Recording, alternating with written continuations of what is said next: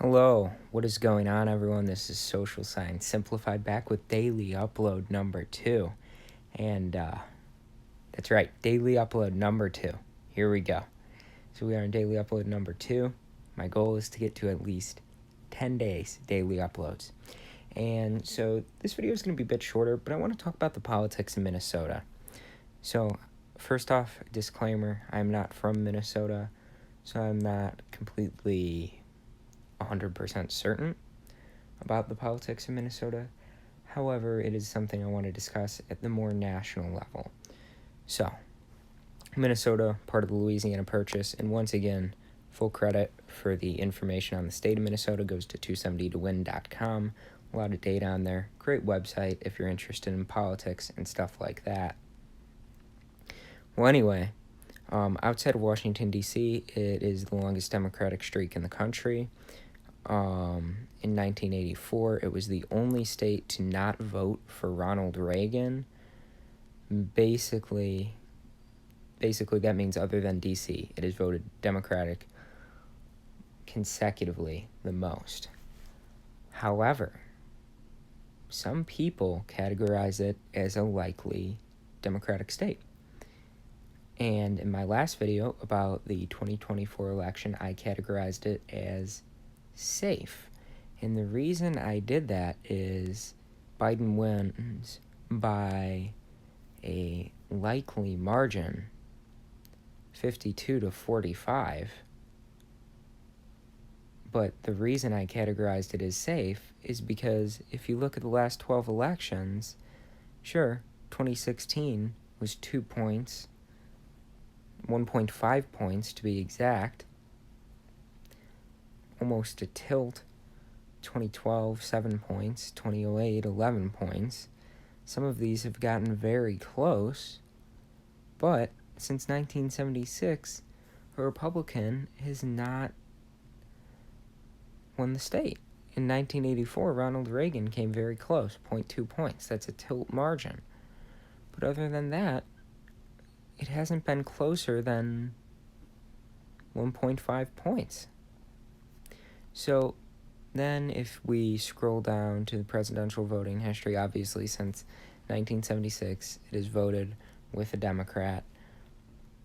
Electoral college votes, and also this goes back to 1860. It used to be a pretty reliable Republican state. However, then it became a very reliable Democratic state and has stayed that way since 1976. And then you look at the Senate voting history, and this is where the politics become interesting, because Minnesota used to have Republican senators. It would, on the presidential level, vote Democrat, but on the Senate level, it would vote Republican, up until 1990, when a Democrat won the Senate seat. And they stayed in office until 2002, when a Republican took over, and then in 2008, Al Franken won, and that seat has stayed in Democratic hands ever since. And then 1988 to 2000, you had Republican senator in Minnesota, another Republican senator. So for a while, up until 1990, you had the 2 Republican senators from Minnesota. And there's credit for the data right below the map. But then since 2000, you've had a Democrat.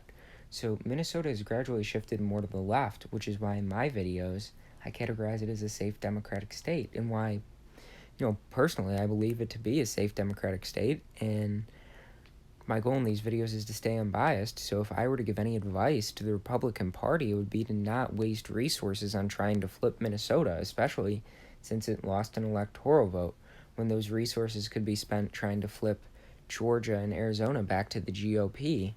Why focus on trying to flip a state that hasn't voted for a GOP candidate since 1972?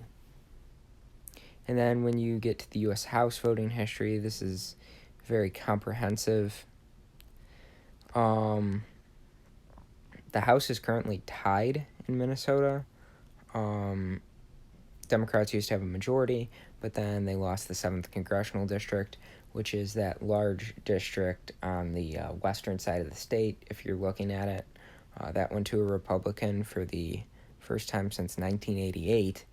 So Democrats did lose their majority in the House from Minnesota. And then if you look at the governor voting history, remember, fun fact, Minnesota was the state that elected Jesse the Body Ventura as its governor, which he was a member of the Republican Party. But regardless of your politics, they had a pro wrestler as their governor. That is something that not all states can say. I mean, California had Arnold Schwarzenegger, but Minnesota had Jesse the Body Ventura. Well, anyway, Minnesota has not voted for a Republican governor since 2006. And personally to me, from studying voting trends by different states, California has had Republican governors. Not recently, but within the 2000s, within the 21st century. That doesn't mean California is going to flip red. You look at safe states, safe blue states like Illinois, elected a Republican governor in 2014, Bruce Rauner. And the case with most of these Republican governors is either the state loves them, like in Massachusetts with Charlie Baker, New Hampshire, Chris Sununu, Vermont, Phil Scott.